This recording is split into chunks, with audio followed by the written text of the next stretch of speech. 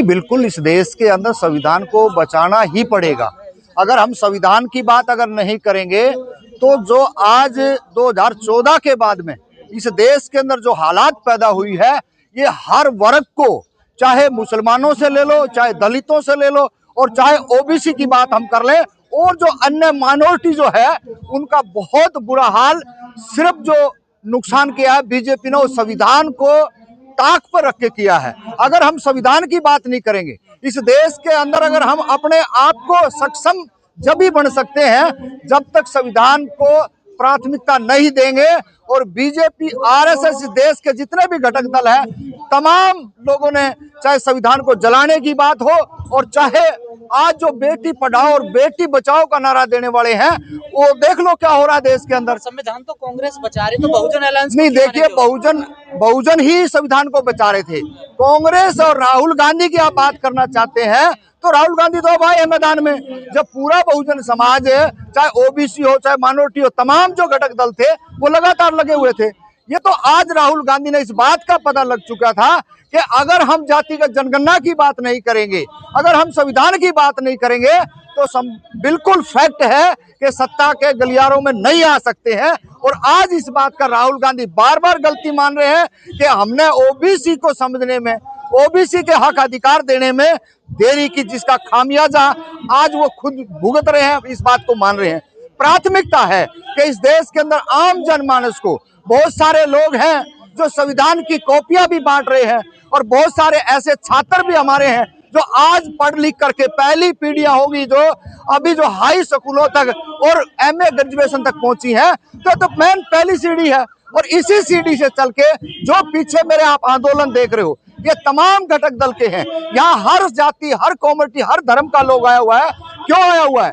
क्योंकि इन्होंने इस बात का पता लग चुका है कि अब वो दिन दूर नहीं है कि किसी की बलि भी कभी भी चढ़ जाएगा अगर हम संविधान की बात नहीं करेंगे तो। आपने बहुजन अलायंस बनाया, तमाम नेता इसमें शामिल हुए, लेकिन जो बुद्धिजीवी हैं, जो एक्टिविस्ट है, वो तो कांग्रेस की तरफ जा रहे हैं। देखिए, नहीं, देखिए, हम कब कह रहे हैं भाई अलायंस बनाया? अगर करीम है, सोच ऊंची है, पढ़े लिखे हैं, बोलते भी हैं, तो क्या बुराई है?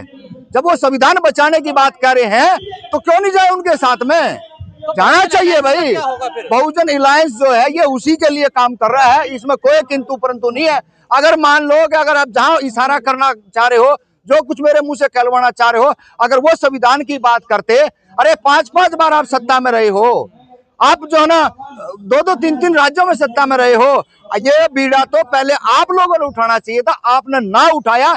इसलिए इस गेंद को कांग्रेस पार्टी ने कैचअप किया है। और आज पूरा बहुजन मूवमेंट, जो एक्टिविस्ट हैं, तमाम हम जैसे सोशल कार्यकर्ता हैं, वो इस बात को देख रहे हैं।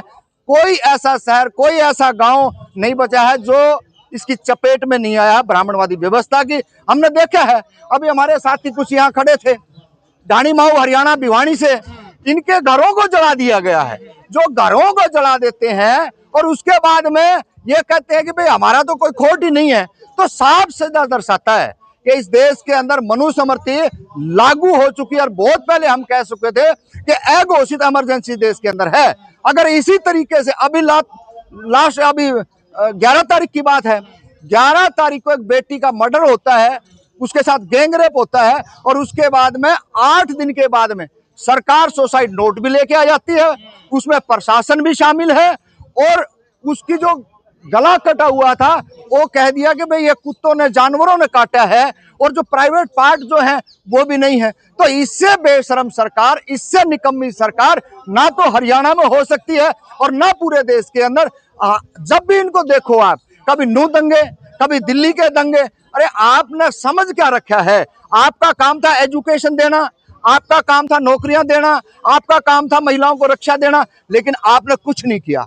आपने इस देश के आम नागरिक को अशिक्षित रख के, स्कूलों को, इतने स्कूल यूपी और बिहार और हरियाणा और दिल्ली के हम हालात देखे, बिल्कुल नजदीक के जो राज्य हैं, स्कूलें बंद कर रहे हैं। सरकारों की प्राथमिकता होती है कि सरकारी स्कूलों को बढ़ावा दें, लेकिन यहाँ हो रहा है पूंजीवाद को बढ़ावा दिया जा रहा है, और वो पूंजीवाद जो आका कहेंगे उन्हीं के काम होंगे। ये जो भिवानी की जो लड़की अभी मारी गई है, जिसका जो पूरे का पूरा जो एक षड्यंत्र जो के साथ जो चेंज किया है इन्होंने एक पूरे मामले को तो ये साफ दर्शाता है एक बीजेपी का जो कॉलेज है, और वो कॉलेज के ऊपर आज तक ना सीसीटीवी कैमरे दिखाए गए और ना ही उसका कोई कर्मचारी अधिकारी सामने आता है। सर आजकल विपक्ष बड़ा हावी हो रहा है चुनाव आयोग पर, कहा जा रहा है कि वोट चोरी हो रही है, तमाम फर्जी वोटर लिस्ट बनाई जा रही है। नहीं, ये तो बहुत पहले से कह रहे थे हम लोग, तो विपक्ष तो आज आया है। विपक्ष ये भूमिका अगर बहुत पहले 2016, 17, 18 में अगर ये कर लेता तो ये चीजें नौबत नहीं आती। हरियाणा जला भाई, 2016 के अंदर इसी बीजेपी सरकार ने पूरे हरियाणा को जलाया है और पूरे देश को। मैं तो हरियाणा क्यों कर रहा हूं, पूरे देश के हालात ये हैं। अगर सद्बुद्धि पहले आ जाती, चुनाव आयोग पर दबाव होता, हम यहाँ ईवीएम बैन करने के लिए लगातार दिल्ली के जंतर मंतर पर धरना देते रहे, लगातार अपनी आवाज उठाते रहे, लेकिन हालात क्या हुई, बद से बदतर। आज विपक्ष को समझ में आया है और पूरे चाहे देश की बात कर लो, आम नागरिक को इस बात का समझना पड़ेगा। जब वोट डालने जाते हैं तो वोट डला हुआ मिल जाता है, उसकी किसी की कोई जवाबदेही नहीं है। चुनाव आयोग क्या भांग खा के सो रहा है? कौन सा ऐसा नशा करता है जब पूरा चिट्ठा आपके सामने लाके छोड़ दिया, उसके बावजूद भी आप सुप्रीम कोर्ट में भी आप लारे लप्पे देने की बात करते हैं? तो इससे बेशरम, बेहया चुनाव आयोग हमने और हमारी जो बाप और दादा थे उन्होंने भी नहीं देखा होगा। इस देश का बेड़ा गर्क अगर किया है तो संविधान चुनाव आयोग के माध्यम से, और केंद्र सरकार ने ये पूरे का पूरा षड्यंत्र रचा है। और ये हमले और ये 400 पार की बात करने वाले ये कहां से आ गए? ये मुसलमानों को देश से बाहर निकालने वाले कौन हो गए हैं? अरे इस देश के अंदर तमाम हमारे महापुरुष लड़े थे और उन्होंने भाईचारे की बात करी थी, एक गुलदस्ता सजाने की बात करी थी ताकि एक अच्छा भाईचारा बना रहे और तभी हम आगे बढ़ सकते थे। लेकिन इन्होंने कोई ऐसा काम नहीं किया जिसका खामियाजा आज पूरा देश तराह तराही कर रहा है। और वही मैं कह रहा हूं, आज तमाम घटक दल जो है यहाँ पे जंतर मंतर के ऊपर आए हुए हैं, तमाम पार्टियों आयोग ये कह रहा है कि विपक्ष जो है ना चुनाव आयोग के कंधे पे रखकर बंदूक न चलाए। क्या कह रहा है? चुनाव आयोग कह रहा है कि हमारे कंधे पर रख के बंदूक मत चलाइए, कोई गड़बड़ नहीं। जब गलती आप करोगे तो मैं किसी और के कंधे पे बंदूक रख दूं? आपने एक बार भी अपनी गलती को स्वीकार नहीं किया।